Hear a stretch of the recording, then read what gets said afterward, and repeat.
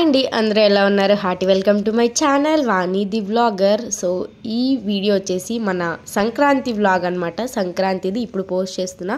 కొంచెం throat infection అయింది, so pain ఉంది, మాట్లాడలేకపోతున్నా. అందుకే కొన్ని రోజులు అసలు వాయిస్ ఓవర్ ఇవ్వలేదు, వీడియోస్ పెట్టలేదు.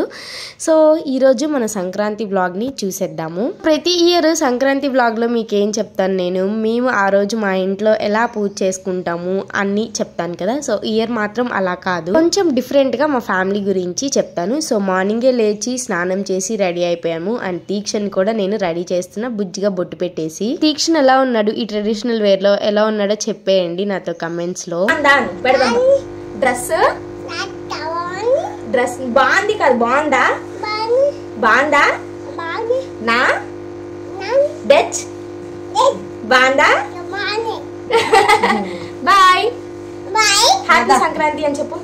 హ్యాపీ సంక్రాంతి. ఈరోజు అయితే నేను అమ్మ శారీ కట్టుకున్నా, ఎందుకంటే మేము ఈరోజు పసుపులు పోసుకుంటాము మా పెద్దవాళ్ళకి మొక్కుకొని. సో పసుపులు రాసేటప్పుడు మొత్తం బట్టలకి అయిపోతుందని చెప్పి నేనైతే అమ్మ శారీ కట్టుకున్నా. చూడు, ఇప్పుడు ఇక్కడ చూస్తుంది మీరు మా అమ్మమ్మ వాళ్ళ ఇల్లు అనమాట. ఇక్కడే మేము ఎవ్రీ ఇయర్ సంక్రాంతిని సెలబ్రేట్ చేసుకుంటాం, అంటే ఆ రోజుని. అండ్ కనుమ కూడా ఇక్కడే అవుతుంది మాకు. సరే పెద్ద మీరు రాయే సినిమా బాగున్నారా? బాగున్నా కదా, చెప్పమ్మా.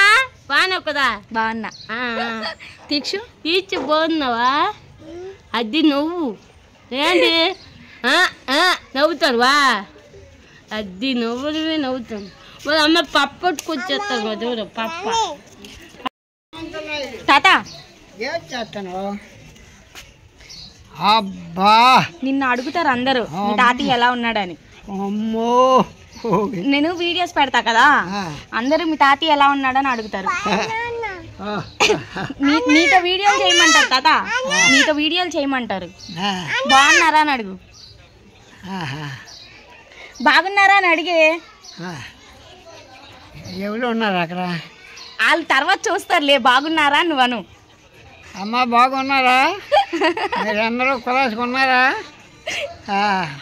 పోండి, మేము చక్కగా ఉన్నాం, పర్వాలేదు. మీరందరూ కులాసుకున్నారా లేదా ఒక మాట. మా తాతయ్య అంతీక్ష తాతాను, తాత అంతీక్ష బాయ్ చెప్పు. Bye bye bye.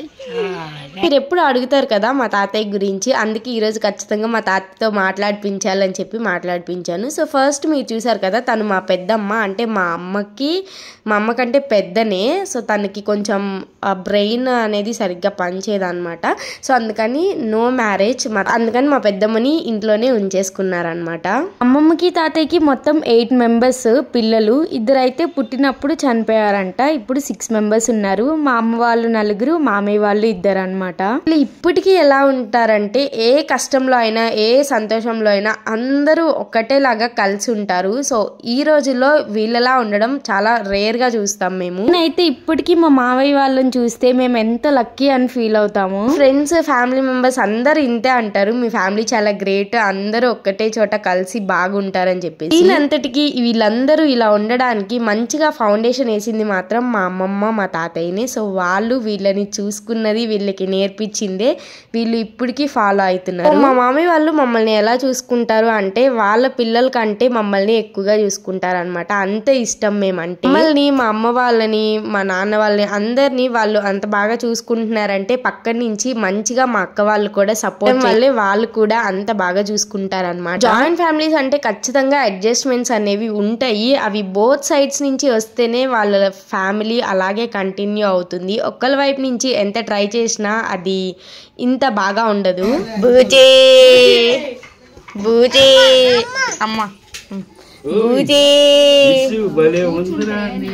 మా ఫ్యామిలీలో ఏదైనా బిగ్గెస్ట్ లాస్ ఉంది అంటే అది అమ్మమ్మనే. ఒక 4 years బ్యాక్ నేను అసలు తన గురించి తలుచుకోవడానికి కూడా భయపడతా అనమాట. తను గుర్తొచ్చిందంటేనే నేను కంట్రోల్ చేసుకోలేను. ఇంట్లో రోజు తన ఫోటో ఉంటుంది కానీ అసలు ఆ ఫోటో వైపు చూడాలని కూడా నేను అనుకోను. ఎందుకంటే అసలు నేను ఆపుకోలేను. ఇంకా నా ఒక్కదానికే కాదు, మా ఫ్యామిలీ మెంబర్స్ మొత్తానికి మా అమ్మమ్మ చాలా అంటే ఒక అమ్మమ్మ తాతయ్య అనేది బిగ్గెస్ట్ సపోర్ట్ అనమాట, బ్యాక్ బోన్ లాగా. కానీ ఆల్ ఆఫ్ సడన్ అమ్మమ్మ ఎప్పుడైతే చనిపోయిందో అందరూ అసలు మొత్తం డౌన్ అయిపోయింది ఫ్యామిలీ మొత్తం. కానీ అయినో తను ఎక్కడున్నా మమ్మల్ని చూస్తూ ఉంటుంది, మా హ్యాపీనెస్ని కోరుకుంటుంది అని. సో అలా కంటిన్యూ అయిపోతూ ఉన్నాం. ఇప్పటికి 4 years అయిపోయింది అమ్మమ్మ చనిపోయి. దాని గురించి పక్కన పెట్టేస్తే ఇంకా ఏది జరిగినా ఇలా అందరం కలిసి చేసుకోవడం అనేది మా అందరికి చాలా హ్యాపీగా అనిపిస్తుంది. యాక్చువల్గా ఏమనుకున్నా అంటే మా ఫ్యామిలీ మెంబర్స్ని అందరినీ సపరేట్గా అంటే ఒక చోట అయినా కానీ సపరేట్ ఫ్యామిలీస్గా వీడియోలు ఇంట్రడ్యూస్ చేద్దామా అనుకున్నా. బట్ ఆ రోజు మొత్తం ఇది మాకు ఇంట్లో పూజ అవుతుంది కాబట్టి ఆ హడావిడిలోనే నేను రికార్డ్ చేయలేదు. సో ఈసారి ఎప్పుడైనా ఖచ్చితంగా మా ఫ్యామిలీ మెంబర్స్ అందరినీ ఇంట్రడ్యూస్ చేస్తూ వ్లాగ్ చేస్తాను. పూజ ఇవన్నీ అయిపోయినాక ఇంకా మధ్యాహ్నం లంచ్కి ప్రిపేర్ చేస్తున్నాం అనమాట. మార్నింగ్ పూజ చేస్తాము, మధ్యాహ్నం 12కి వచ్చేసి భోజనం పెడతారు, అంటే మేము ముద్ద పెట్టడం అని అంటాము. ఇక పట్టుకో, నాకేనా ఇట్టే వేస్తాను. డబ్బులు తెస్తున్నాడు వాళ్ళ పెద్దన్న, బట్ మళ్ళీ నేను వేస్తాను, తర్వాత నువ్వు వేద్దు, సరేనా? మంచిగా తీయి. తెస్తున్నాడు మామి డబ్బులు. తాత డబ్బులు ఉన్నాయా?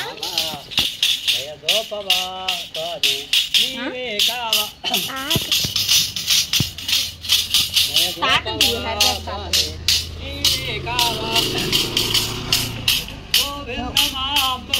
ఇచ్చుకున్నాడు డబ్బులకి. ఇట్లా జ్యోతికి వేద్దాము.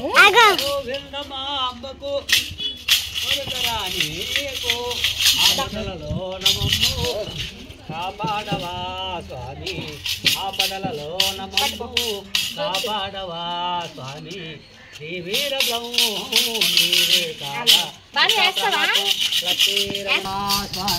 నీవే కావా కృష్ణ పరమాత్మ లక్ష్మీ రమణ గోవింద హారి జానకీ రమణ గోవింద హారి.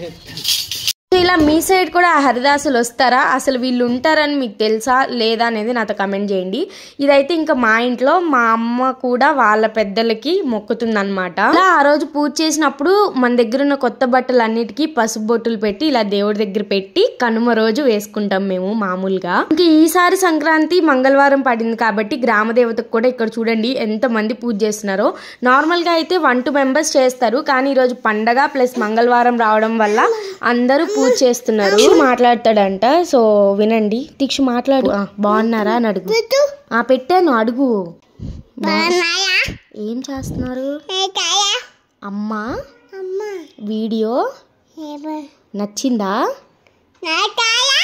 లైక్ చేయండి, లైక్ చేయండి, కమెంట్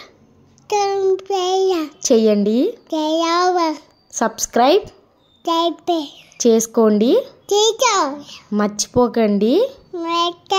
సరే ఉంటా.